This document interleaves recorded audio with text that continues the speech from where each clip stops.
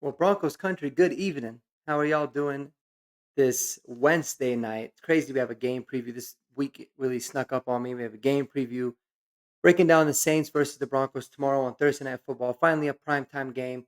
We're going to get into the game itself. We're going to break it down, some key matchups and some keys to victory for the Denver Broncos for them to get back on track and hopefully get to 4-3, entering a little bit of mini bye with some momentum, which would obviously be a wonderful thing. Guys, before we do, if it's your first time on the channel, welcome. Check some of the other videos that I got out.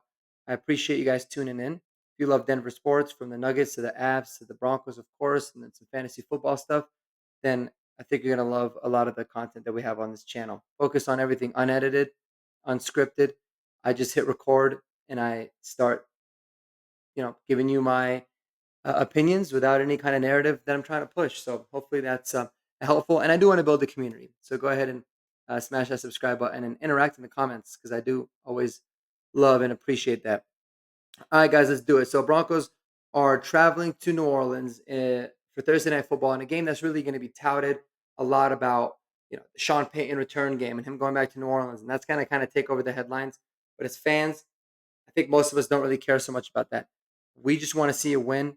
We want to see the Broncos get their, fourth win in 5 games, continue building on this momentum. But more importantly, we want to see this offense find some semblance of continuity and growth and development, top down, starting with Bonix and moving on to the rest of it.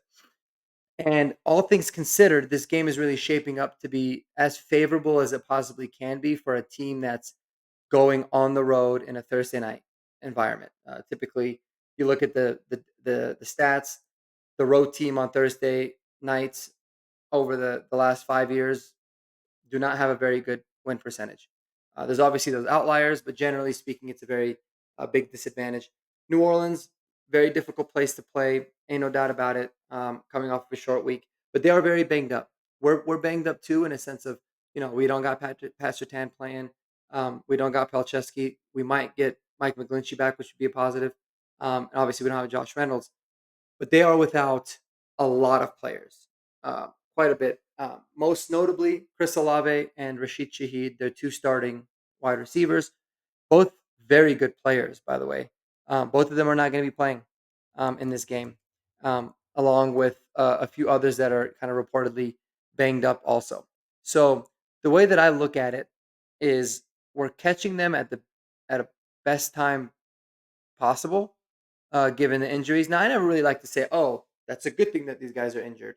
Um, so I don't want anybody taking it like that. But when you're getting a team on their backup quarterback that's a rookie, and that particular rookie has his top two weapons unavailable for this game, that's obviously a big positive. Um, and they're also going to be without a starting linebacker. Their starting guard, Cesar Ruiz, is out. Taysom Hill is looking like he's going to be doubtful for this one. So it's going to be a little bit tough for them. But in addition, they are getting a couple of um, starters as well in this game. So we'll have to see. Overall, this is the game that the Broncos absolutely 100% should win. They should dominate and they should control from start to finish. But it's the NFL, and we know it doesn't work like that. Couple advantages that we have and a couple key matchups that I think is really important is the fact that Sean Payton is probably knows Dennis Allen's defense better than anybody. He's gone up against it by far and away the most. Obviously, Dennis Allen was an assistant under him when he was in New Orleans for many many years. So he should be able to know a lot of the tendencies, a lot of the looks, kind of what they're trying to accomplish. Doesn't necessarily mean he's going to be successful right off the bat. Uh, our offense has proven that they can struggle against anybody at any time for a very very extended period of time. But that's something that I think is going to be helpful and it's going to be good. I also expect for the Saints to have a very conservative, keep away, grind it out type of a game plan, which would be the smart thing to do because when you're a team that is down multiple starters, you have a rookie starting quarterback. The most important things that you want to focus on is making sure that you don't do things that hurt the team, right? So really try to establish a run game. Make sure that every single possession ends with a kick. Play the field possession game. hopefully they can find a little bit of advantage in the special teams because they're really really good unit in that regard. So that's how I expect for them to play it, and I believe that the Broncos should kind of play that same game back. I know a lot of fans are going to want to see the aggressive. They're going to want to see the team take shots and spread the ball around. Like I think we should run a spread style of offense, but it doesn't necessarily have to be an aggressive type of a game plan because that's kind of the trap I think that the New Orleans Saints are hoping that we fall into. Because if they're able to capitalize and get a couple turnovers and set themselves up in scoring position, that's going to work very much against us. That being said, this is definitely a team, specifically defensively, that there's a lot of yards and a lot of points to be had against them. And so I would like to see us really do what we can to take advantage of a lot of those matchups, right? Um, Specifically, with a lot of crossing patterns, a lot of runners across the field, getting the ball in their hands and letting them go. They're a team that struggles quite a bit um, with tackling overall, and their pass rush has been definitely not where I think a Dennis Allen coach defense would be expected to. They also have been put in a pretty difficult situation given that they have an offense now that's completely depleted without Derek Carr and his top two weapons to where it's kind of like they're almost pressing and they're almost trying a little bit too hard. But then again, guys, it is a team that is on a 4-game losing streak. They're going to be desperate. They're going to play their ass off. They're at home, so they've got a lot of things going. So this I don't think is going to be by any means a cakewalk. Um, I mean, absolutely not.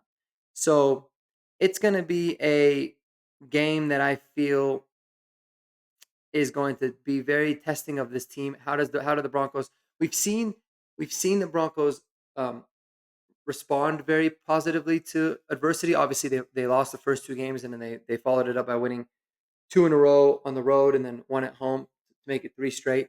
So they've shown that they can turn the page quickly. But with all the distractions that they're going to be feeling with the Sean Payton game, with them coming off of a loss on a short week, trying to get this bitter taste out of their mouth, there's going to be quite a bit of pressure for them to get a win. Because the last thing that you want to do is drop a very winnable game like this and go into a mini bye having to think about the last 2 games that you just played and that you just lost. Additionally, what this team has done is they've unfortunately played the very good teams well, and they've played the very poor teams not very well. And at some point, I'm going to expect that they can rise to the occasion and beat the teams that they should beat, and beat them pretty handedly. Um, Most important thing, key matchup wise, without a doubt, defensively, there's never going to be a time in the season where I can say that there should be this much of an emphasis and this much of an importance on it. It's stopping Alvin Kamara and not letting him get any semblance of a run game going. If you can do that, you completely put the ball in the hands of a rookie quarterback in his second start on a short week with very depleted pass catchers. You've got to find a way to force their hands, um, you know, the game plan to go that route. To be honest with you, because that's gonna completely take them out of the flow and what they want to do, and they're gonna kind of get to a point where they're gonna need to start taking a little bit more chances, and maybe you can capitalize on those opportunities.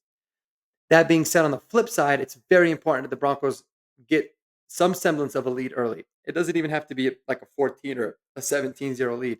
It can just be, 6-0 at the end of the first quarter. Putting a little bit of pressure as the game goes on, making the Saints feel like they constantly have to be playing from behind. So a fast start is extremely important. It always is vastly important on the road. I think we witnessed it firsthand in the Tampa game where we came out there, we got off to a blistering start, and it took the crowd completely out of it.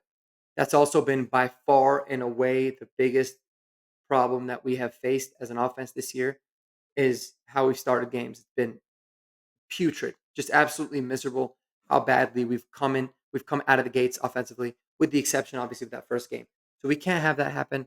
We got to get up on them early and then really control the flow of the game and dictate what we want to do in that football game.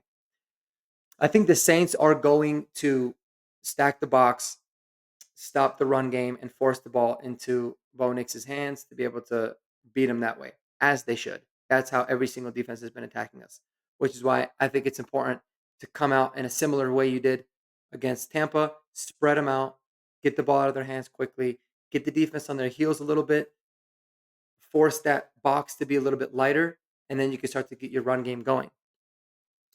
So that's I'm looking forward to that a lot for sure. And I think that that's going to be one of the major keys there. Obviously, when you've got Cortland Sutton going up against one of the better corners in the league, it's going to be going to put more pressure on the rest of the guys, on Devon Vele, on Marvin Mims, on Troy Franklin, on Adam Troutman or Dulcich or Kroll to be able to go out there and make plays.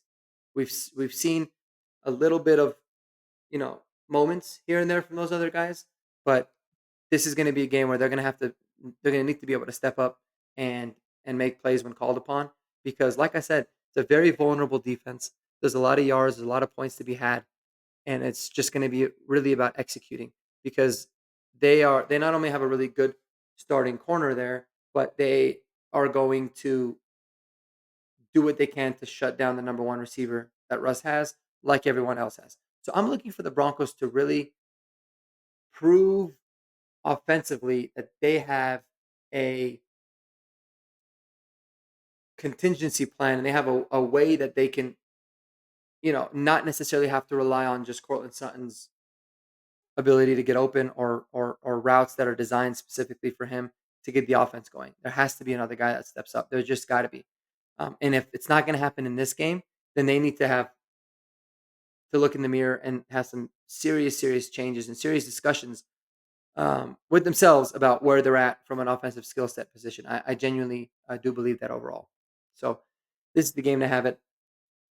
Um, Another key matchup is going to be, how Alex Forsyth really holds up against a lot of these different pass rushers that the Saints have, right? I mean, they don't have the most daunting defensive line. They got Cam Jordan, who's obviously a really good defensive end, good pass rusher that they can sometimes use in the nose. But the way that when I look back on the film and I saw with Alex Forsyth, there was a lot of times where he definitely struggled in pass pro.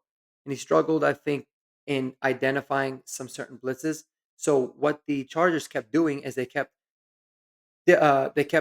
having their defense send a lot of the pressures and a lot of the looks up the middle to try to confuse him, kind of get the pressure in Bo's face, causing him to really escape the pocket a lot more and just throws the entire rhythm and the entire timing off of that. But they got Colin Sanders, who is questionable for this game. He just kind of popped up on the injury report with a back issue, so I think he ultimately will still play. But he's been somebody that's been really strong, especially against the run game.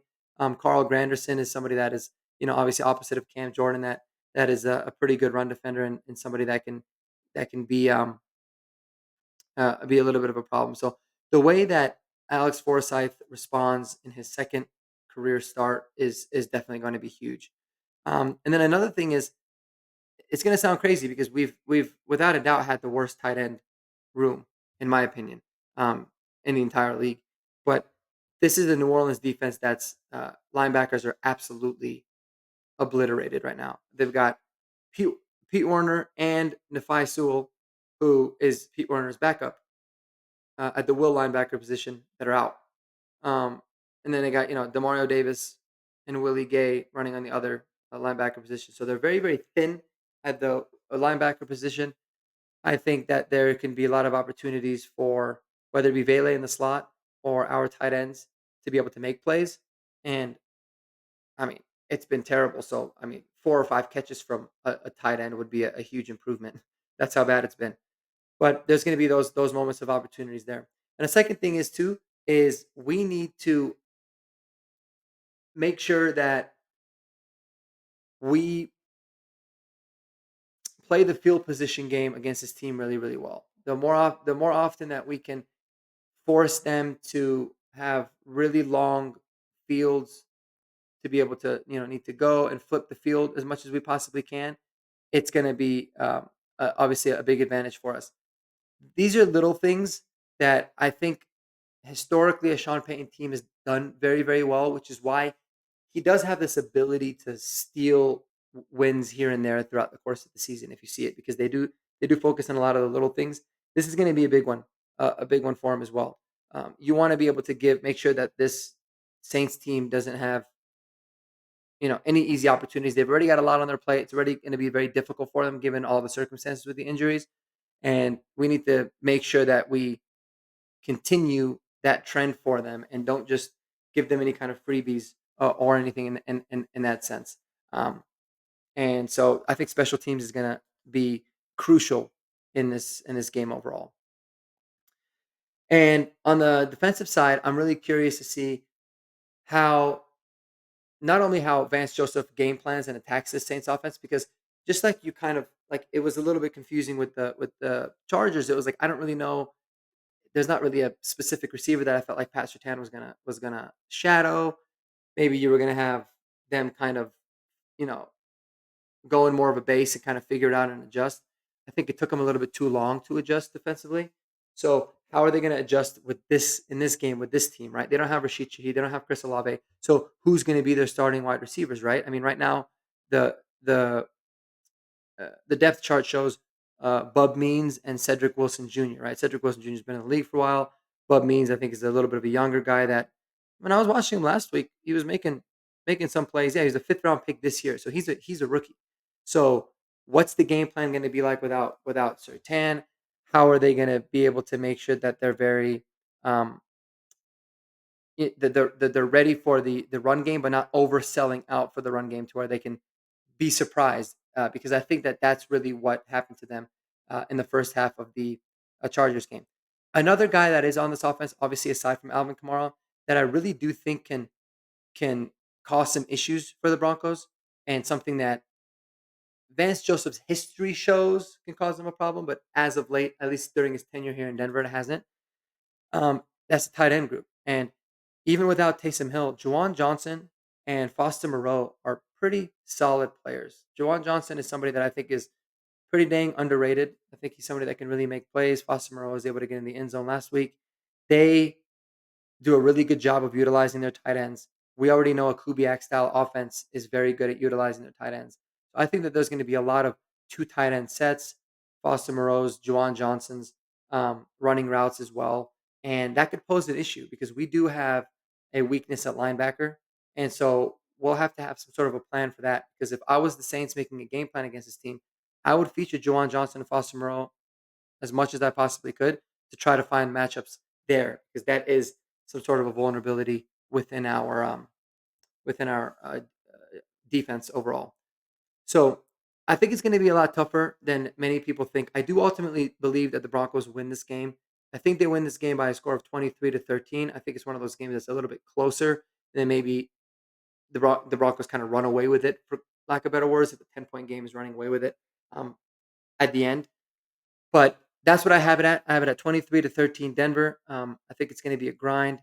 And I just want to come out of this game so badly with a win to be able to not only forget about the Chargers game and get to a 4-3 record, which after 7 games I think we would all be really happy with. But really good momentum going into the short bye week with a Carolina team getting ready to come visit you at home before you enter the gauntlet of the schedule. So I want to know what you guys think, Broncos country. I'm feeling a little bit scared, but overall optimistic about this game.